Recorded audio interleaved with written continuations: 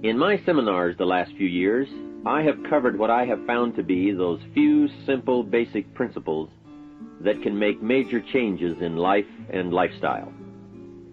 One of those subjects that gets the most comment is diseases of attitude. And out of that subject, worry and how to kick the worry habit have caused the most questions. So in this brief visit with you, let me give you my best look at worry, how to recognize it and define it, and what to do about it. And hopefully, these ideas will give you a good chance for confidence over worry. First of all, worry might well be killer number one. And if it is not the number one physical killer, although doctors tell us worriers die sooner than non-worriers, and we have all heard the expression, worry yourself to death, at least it is the number one killer of dreams and achievement, of energy and vitality and lifestyle. I know the damage and effect of this killer, worry, firsthand. I will spare you the details, but over a period of some 3 years, I let worry get out of hand. As I've mentioned before, I became a super worrier. I was good at it. The combination of small and big worries about my circumstances, what people thought of me, my finances, my abilities, the future, my progress, all led to a complete physical collapse, a stay in the hospital, emotional, mental, and physical exhaustion, and a deep despair I couldn't shake. A sad picture for a young man who should have been well on his way to carving out his share of opportunity. I am happy to tell you that good fortune came my way, and as many of you may be aware, I met a man, Mr. Earl Schoaf, with his ideas and inspiration and the help of a very close friend. I worked my way past the minefields of worry and disaster and out into the clear air of mental sunshine. And if I did it, anybody can do it. I'm not saying it's easy. It took me almost a full year to kick the worry habit. It took practice and much effort, but it was well worth it. Remember, don't ask for the task to be easy, just ask for it to be worth it. Don't wish it was easier, wish you were better. Don't ask for less challenge, ask for more skills. Don't ask for less problems, ask for more wisdom. It's the challenge that makes the experience. And life and its color and meaning and adventure for you is this collection of experiences. To wish them away is to wish your life away.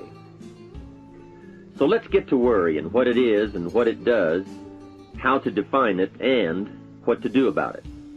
And let's do it with eager, high hope that it won't be long until you will be free of the worry habit and on your way to the life and lifestyle that you want. First of all, let's define worry.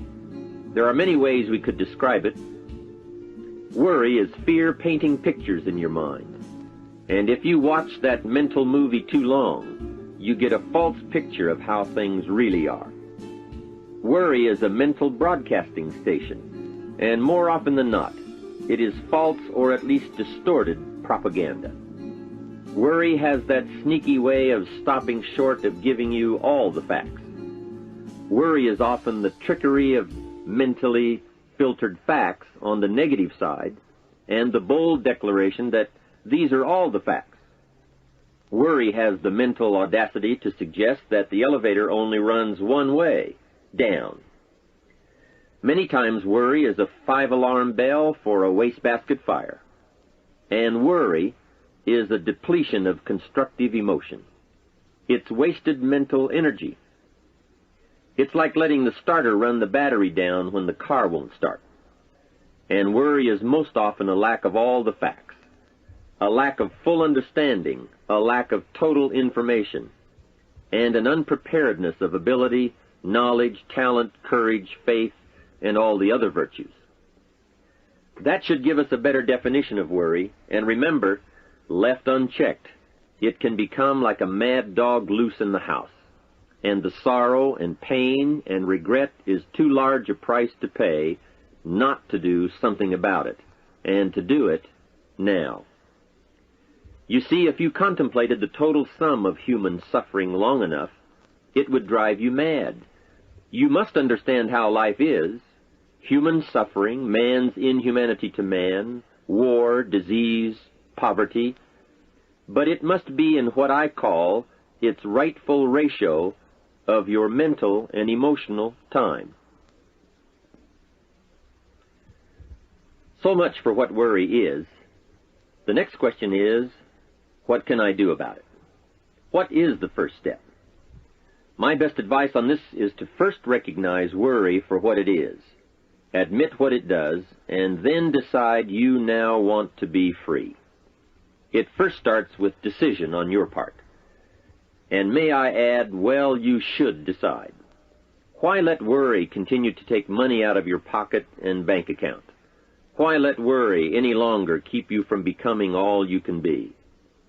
Why let it rob you of better friendships, better business, better profits, better results, better communication, better family relations? Why impose your worry on others any longer? It's a burden you can get rid of and a monkey you can get off your back.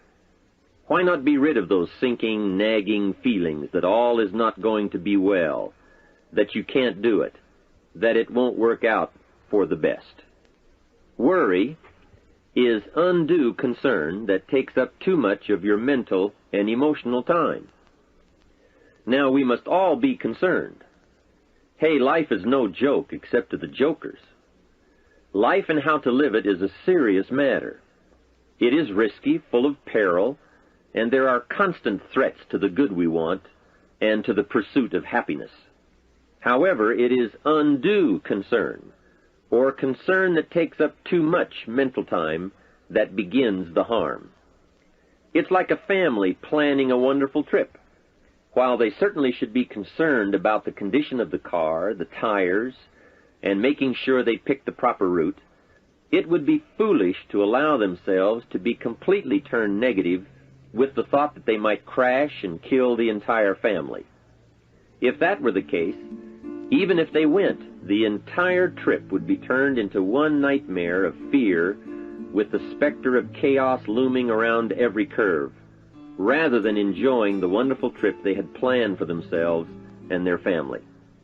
A lot of people do that with their entire life.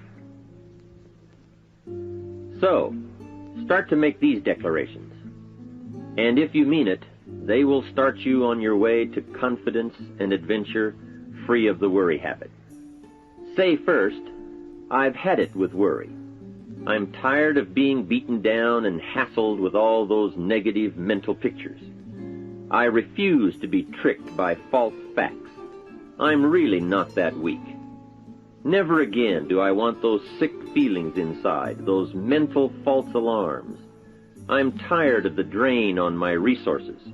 I'm tired of the embarrassment of the lack of confidence. I don't want people, especially my family, to see me in this state anymore. I've got more to offer. I refuse to let my life be short-circuited any longer by letting my mind run wild with a distorted view of the facts, whether I bring it up or if it comes from someone else. Prove it to yourself. Think back over all the things that you worried about, all the fantastic, catastrophic events that your well-meaning advisors had told you were going to happen. Be pleased that none of them ever happened to you, or else you would not be alive today. 90% of the things you worry about never happen anyway. All of us have had these well-meaning advisors who want to appear larger in the eyes of those they wish to advise, and who immediately rear back and describe every single bad option they can think of that might possibly happen. By the time they have finished, the one who has come for some confidence and some help wonders why he even bothers to live anymore. And the fact is, those things are never really going to happen anyway. Bring to question now what your mind tells you or what others tell you, and pledge not to go for false alarms. I've had it is a good beginning. This first step will start you arguing with your worry thoughts. Soon you will start to examine your fears and worries to see if they are valid, and you won't let your mind play those mental tricks any longer. It is possible to destroy any emotion you have, including worry and fear, by a very simple process, and that is, analyze it to death. Drag it out on the table and look at it. Weigh it against all of your past experiences. Make sure this one can stand against all the past facts you have. You will now start to use worry instead of letting worry use you. It's a beginning, being in control instead of out of control. You will now let concern and the first signs of worry prompt you to learn, ask questions, and look at all sides in order to evaluate true, positive, constructive action. Now you can say, I will let fear advise me of the facts, but I won't let fear tell me these are all the facts. Nor will I let fear determine my reaction to the facts. I will gladly take up the war of faith over doubt, reason over fear, and positive expectation over worry. So talk to yourself right now into a change of attitude. Be persuasive. Go all out. Show yourself the hell if you don't, and the good life of answers and progress if you do. Say to yourself, what a fantastic feeling it must be to stop the panic drain on my mental energy, emotion, and physical strength. Imagine putting all that saved energy and emotion and strength into my action plans for the good life. Hey, accept the challenge. Believe your beliefs, doubt your doubts, stay on the campaign to give worry a bad time. Like being your own conscientious judge, say, I've had it with the presentation of a one-sided story. I sustain the objection that worry has failed to bring out all the facts. I despise these mental courtroom maneuvers that try to belittle my client, me. I demand the whole truth, and if worry will not be silent, I may cite him for contempt of the court of reason. Call up that scene often when worry wants to hassle you with the same old tricks and the same old results. It will work every time. Okay, let's move on to some really positive steps. If you can survive all that has happened to you up to this moment in your life, in spite of doing and thinking many of the wrong things, imagine how you can succeed by now starting to do some of the right things. First, the best answer to worry is confidence, and confidence starts first with awareness. Here is one of the most important lessons in life to learn. Life and business is like the changing seasons, and the real challenge of life is to learn how to handle the winter and take advantage of the spring. In short, that's it. You see, winter always comes, but so does the spring. Night follows day, but also day follows night. Sure, the tide goes out, but it always comes in. Opportunity follows difficulty as surely as difficulty follows opportunity. I have written and recorded much on how to take advantage of the spring, how to cash in on life's opportunities, work hard all summer, learn more ways to plant and protect what you invest, and to reap in the fall without complaint, knowing it's your harvest and you've reaped what you've sown. For this subject, however, let's talk about how to handle the winters, those times when worry, like winter, takes its heavy toll.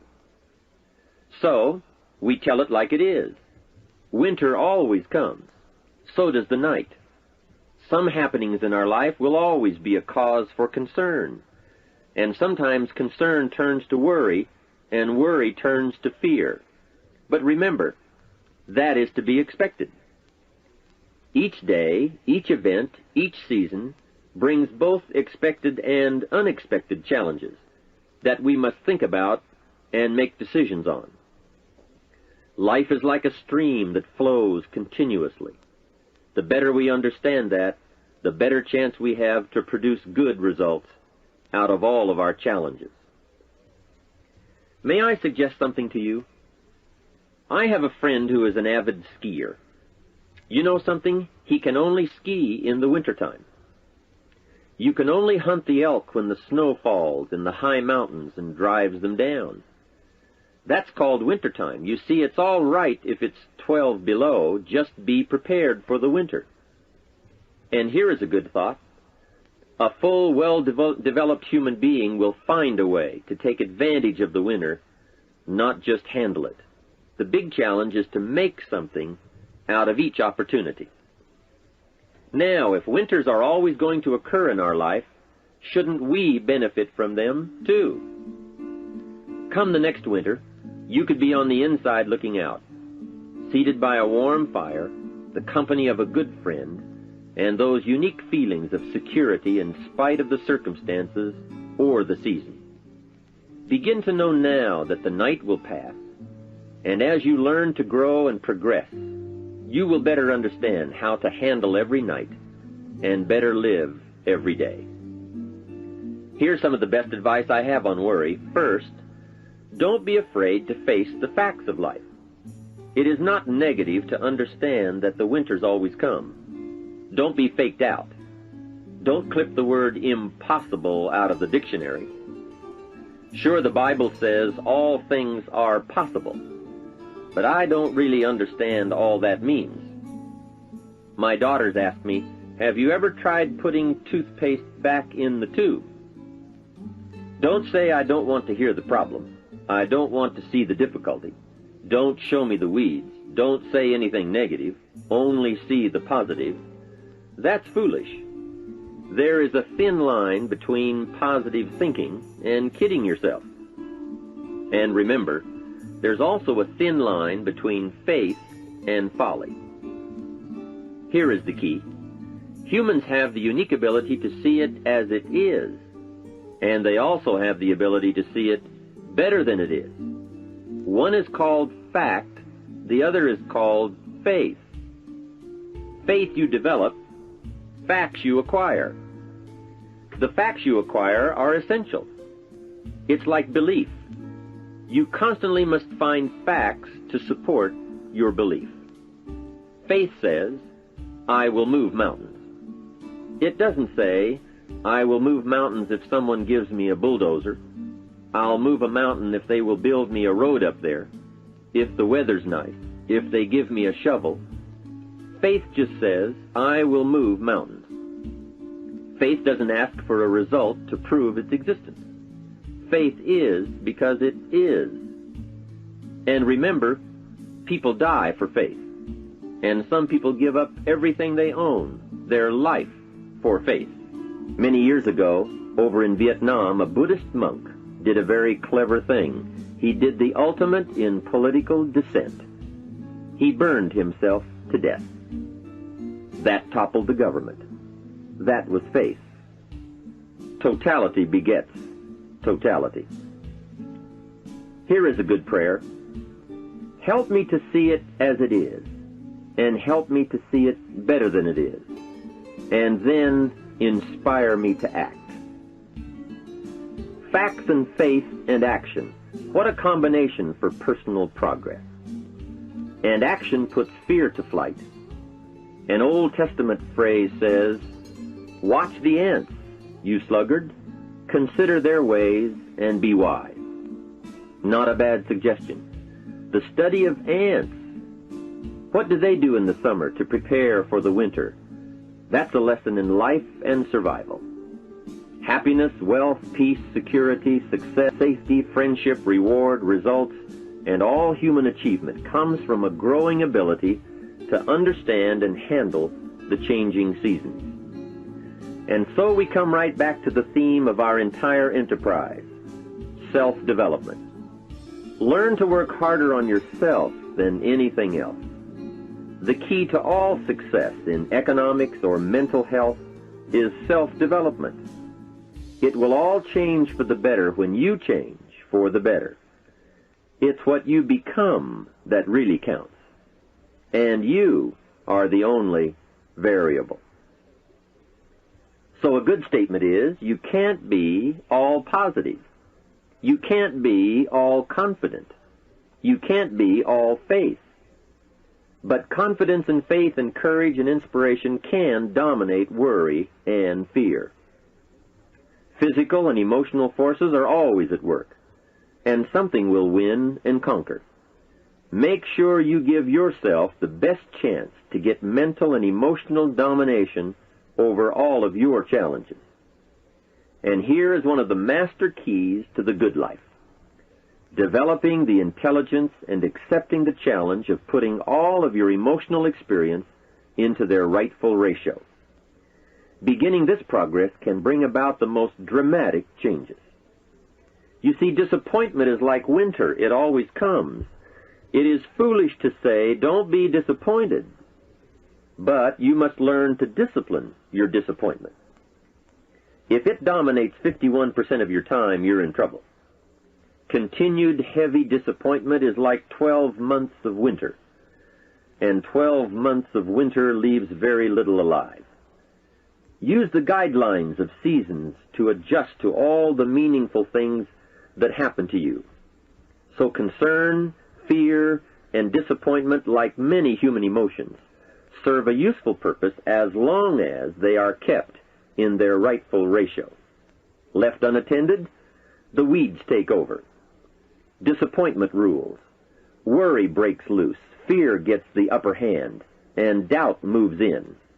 But managed, worked, given human action with will and knowledge and purpose, and gardens overcome weeds. Faith overcomes doubt, and confidence pushes worry into a small place. The second major key to mastering worry is to respond. Build up inside of you that heavy desire to be free, to get on with building your life and lifestyle. Too much is waiting to delay.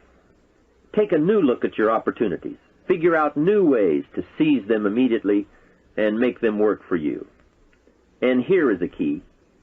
Bring a new dedication that you will master yourself with enough discipline to be more than qualified to do the present job and prepare yourself for the next move up.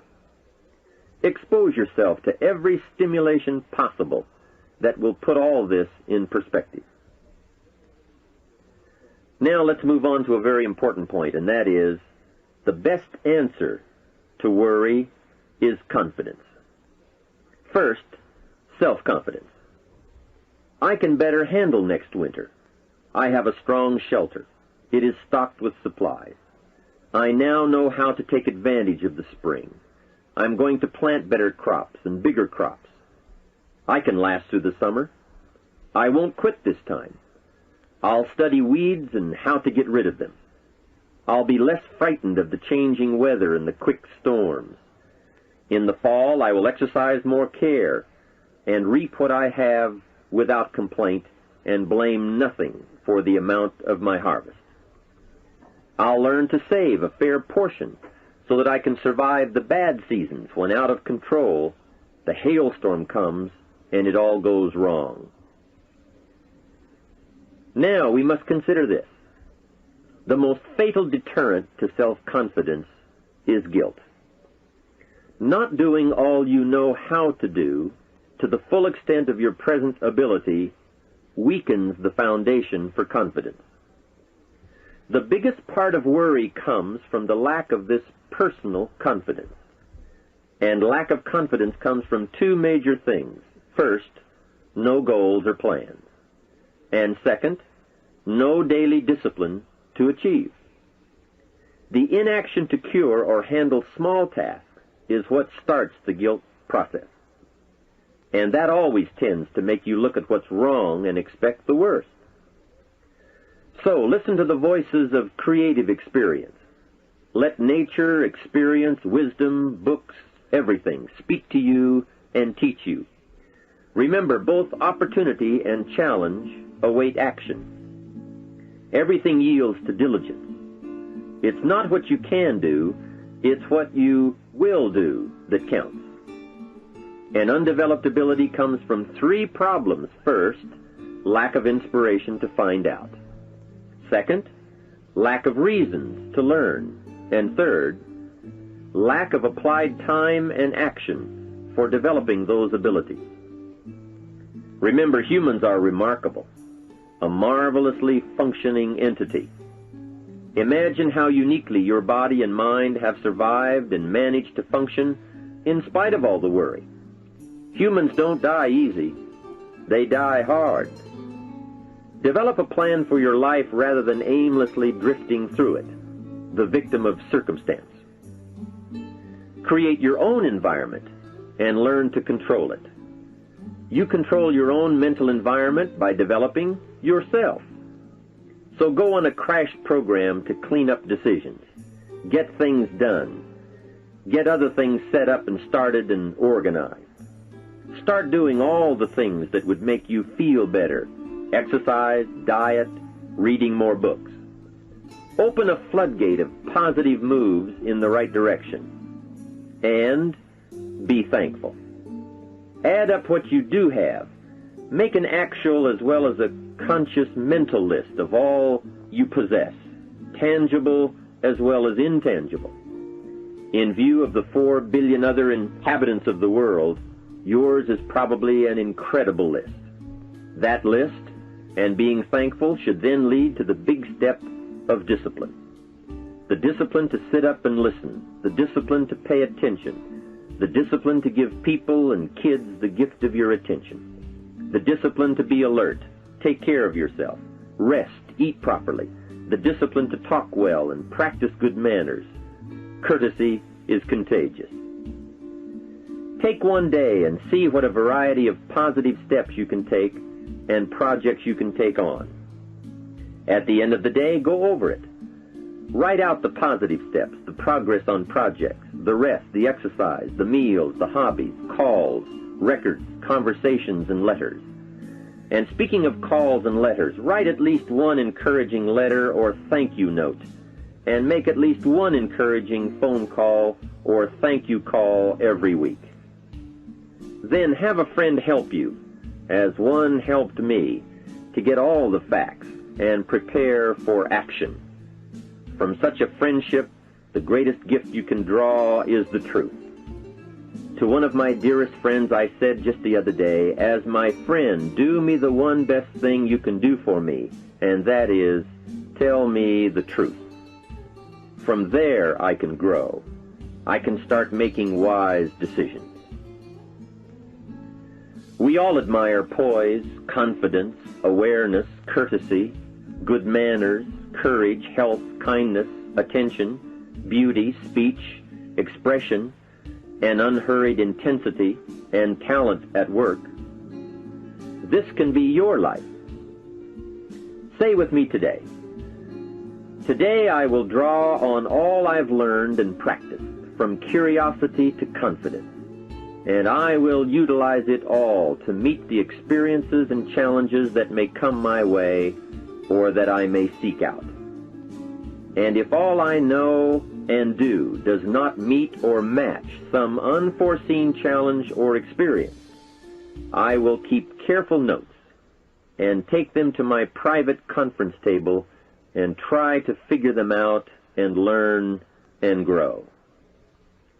Mixed in my curiosity is thanks that I'm alive and able to see and feel and learn and handle and enjoy being human and being alive, and having been given a chance to turn challenge into experience.